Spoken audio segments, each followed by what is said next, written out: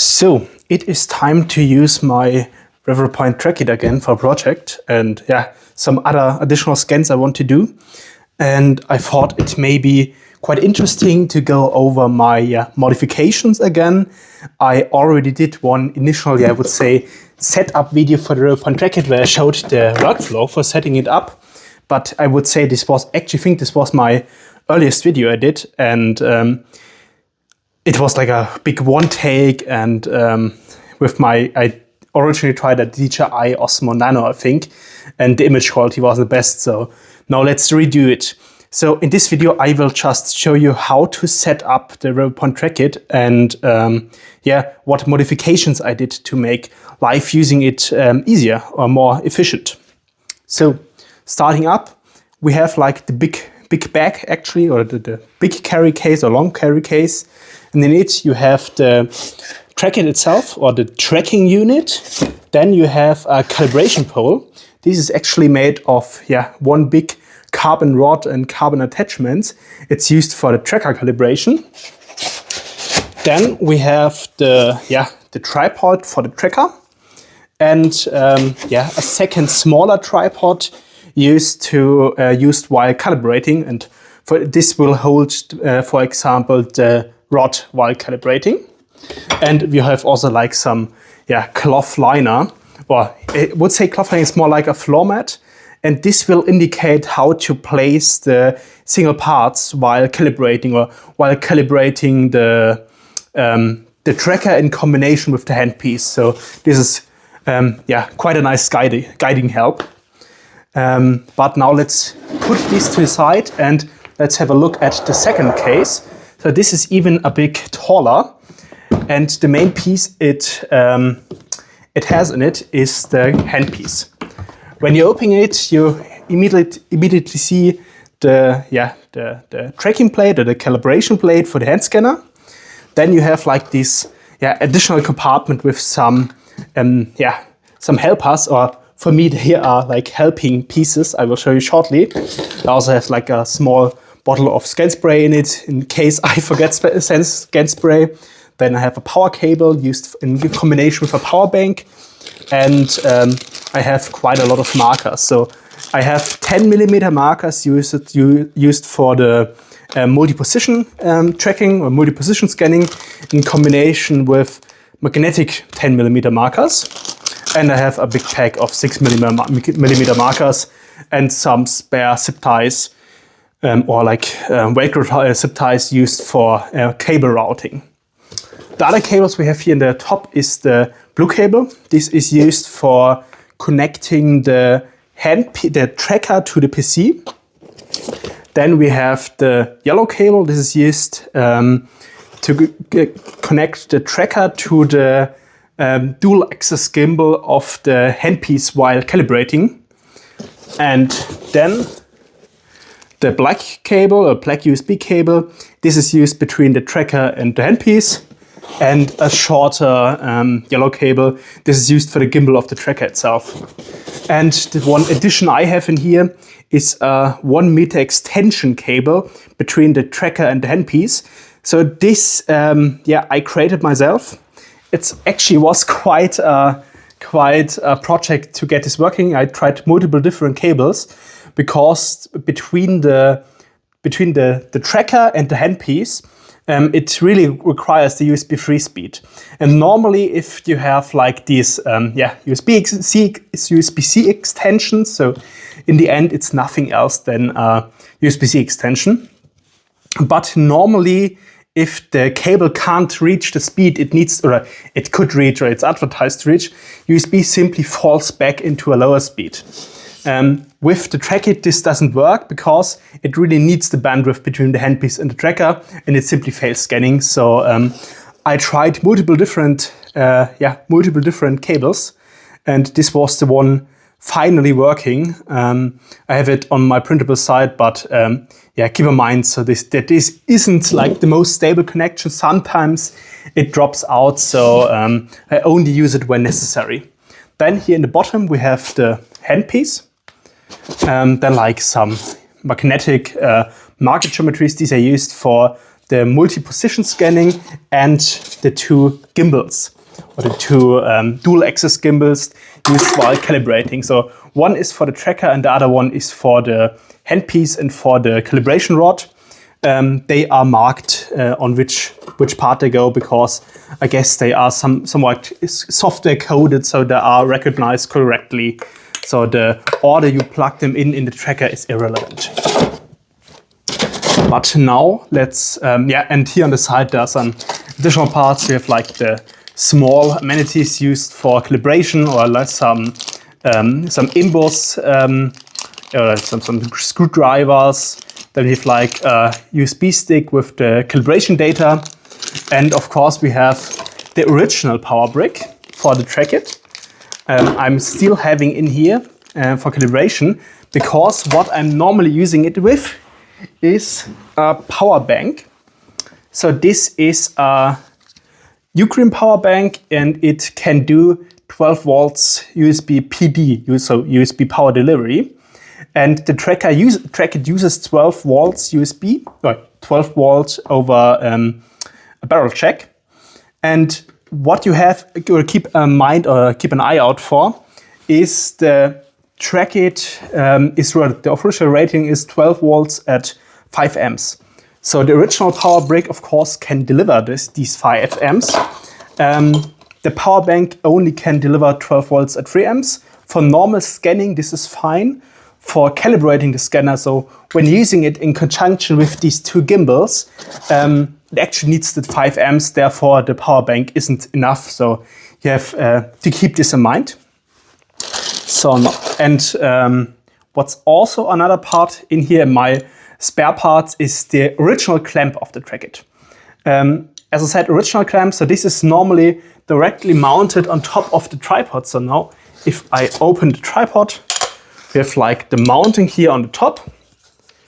So now let's extend it one bit. We have like the mounting here on the top, like this. And normally this sits on here, and then you put the tracker on it. What I'm doing, or what I'm using it with, is a bit different. I'm having a ball head. So this is just a K&F concept, so the default cheap ball head for video cameras. I think it's rated for 10 kilograms of weight, I think it was. And this just screws on here. And this allows me to position the Trackit a bit more precisely. So now if I would mount the Trackit on it, it also uses the same dovetail joint, so it screws in like this. And one nice accessory I have for the Trackit again is it's a laser line projector, and I can just mount it here on the bottom side of the Trackit, and this enables me to have an idea of what I'm scanning at the moment. So as you can see here, if I now point it at the bottom, you can see like the center point of where the tracker would be showing, and I'm also having I would say a custom iris for the front. So this is like a 3D printed clip-on part. And this is used to also limit the cross laser lines to roughly the extension of the view, or of the section you're viewing with the Trackit, or of the section the Trackit can see the handpiece more precisely. So this is another add-on. Now maybe the most interesting parts, I would say, for the Trackit that I designed is, first we have here this power bank holder, and this is specifically for the Ukraine power bank, and it just slides in there quite nicely and is securely attached. It is also designed in a manner that the gimbal still can, or the tripod still can be folded up and put in the original case without obstructing the case, so no additional disassembly is needed. Then the next piece is here in the front of the tripod. And it's basically just a small hanger, and it screws here in the front, like this. And this can be used to attach or to store the handpiece while scanning. So it looks like this. It's just a small a nice small accessory, and it makes moving the tracker a bit more easy, or a bit easier. What I'm actually also having here are these two side pieces on the legs of the tripod, and these interface with these two front prongs of the handpiece, and they just make it, when it is attached, a bit more stable, a bit more securely. So if you have like big multi-position scans where you want to move the tracker around quite a lot while scanning, this just makes it being held more securely. The last addition to the tripod I have is here in the bottom. I hope you can see it. This is basically a 3D printed piece that I attached with very sturdy zip ties, and it prevents the tripod from folding or from extending further than it is supposed to. So by default, the tripod can also, the legs of the tripod also can fold to the middle. And when moving or when pulling the tracker on the tripod with like one hand, it just makes it a bit more stable, because now, as you can see, the legs are locked in place or constrained in both directions, and it just makes it carrying around a bit easier. So in the full load out while scanning, it actually gets very compact or very manageable, I would say. So if I would simulate it now, I can put the tracker on here on the top of the ball head, like this. Then I have my my laser line projector on the side. Well, let's see, wrong direction. Sorry. I have my handpiece in the front, and then I'm having two cables, so only two cables in this case. So it's the USB cable to the PC, and this is the black cable. So this goes between the tracker and the handpiece. And then I'm having the blue cable between the tracker and PC. So the powering the tracker is completely realized with the power bank. So this eliminates the original power brick that's also dragging behind the scanner, and therefore you have a bit more of reach. Maybe two additional things that may be interesting for you. So I just seen like a Reddit comment, or just read a Reddit comment today about this. So as I said, or previously said, extending the USB cable between the tracker and the handpiece is quite troublesome. I even think it isn't actually the data integrity that's the problem. It's more the power of the handpiece. So I guess the handpiece also uses the 12 volts of the tracker, and over a length of cable you have a power drop due to the resistance of the cable. And adding an additional cable and additional pluggable connection, it just increases the resistance, and therefore, of course, the power drop. So on this cable, the maximum extension I could push were like 1 meter. Between the tracker and the PC, you actually can use a regular powered USB 3 extension. So I have in my bigger carrying bag, where I also have my workstation, a 10 meter powered USB extension, and I can just plug this cable in it and maybe secure it a bit with like some gaffer's tape. And then it works quite nicely if you're having a bigger shop floor. For viewing your PC screen, you of course always can use like remote desktop. So just enable a hotspot on your workstation or on your notebook, and then use your phone to get a live preview of what you're scanning. So this works quite nicely. So I hope this could give you a bit more of an idea of what's involved when setting up the Trackit. Maybe a few additional points actually. So now if I already prepared this previous section, how it would look, I can also plug in the other cables to give you a bit more of a context what I mean. So while scanning, of course, you have the cable to the PC, like this. Then we can also attach our second cable. This is the cable to the scanner. I'll just plug it in the tracker now. And while scanning, you don't want to leave these cables dangling around like this, because especially the cable between the scanner and the tracker and the handpiece, if you're moving the handpiece in like the extreme range and you're tugging on the cable a bit like this, hopefully you can see the tracker wobbling a bit. So with this sturdy ball head and like the tripod not fully extend, it's actually okay. It doesn't wobble too much, but if you would be using like a more flimsy ball head or the dual axis turntable that's included with the scanner or with the tracker for calibration, which you should not or shall not use while scanning. So these are only for calibration and they have a bit of give, so they aren't like fully stable. For calibration it's okay because they're moving anyways, but for scanning don't use them. Also the cables, I personally constrain them always to the tripod. So if you see me now, I plug in on the cable and the tracker is moving.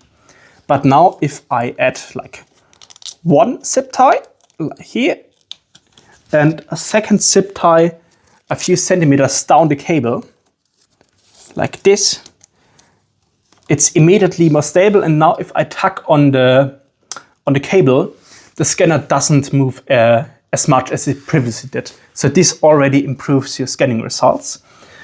Same of course applies or would apply to the power supply cable if you are using it, or if you're using regular power supply. For me, because I'm using the power bank, I just have this adapter cable. So this is a normal USB PD trigger cable. So basically you have a USB power delivery input. It's coded to 12 volts. So this statically outputs 12 volts over the barrel jack. So it just plugs in like this in this tracker. And when setting up the tracker and having a ball head, what you also should do, you should leave a bit of slack in these cables, so like this. So when I'm now disengaging the ball head and making it freely move, you can see I'm having enough play in the cable for it to rotate. So maybe this gave you some idea of what's involved and what modifications I did. So with all these mods, if you can recreate them, the Trackit is very good, very usable, and also the workflow for using the Trackit is very manageable, I would say. One last addition, maybe. I came to notice that not all tripods have this mounting hole here in the front, like this. So mine is from, I ordered my Trackit from Kickstarter, and the tripods included had this mounting hole. So of course, therefore my prongs also have this mounting hole, or use this mounting hole for attaching. I think there is like a default version or another version where there is simply no thread in there. So of course you could thread it, or you could use some like glue-in thread insert if you want this. I also generated a version of these holder prongs that use the bottom interface of the tripod legs. So they are a bit of two-in-one. They provide a mount for the handpiece and they prevent the tripod legs from folding inside. I'm not liking it very much, to be honest. I feel it's a bit too unstable. I'm not completely happy with the design, but if you don't want to modify the tripod, maybe have a look at this one. Otherwise, what could I say? So the Trackit is still half a year after it was released, by far the cheapest Trackit or tracking 3D scanner. And for like very large laser scans, it's awesome. So yeah. And now I will continue with my setup and calibrating the scanner.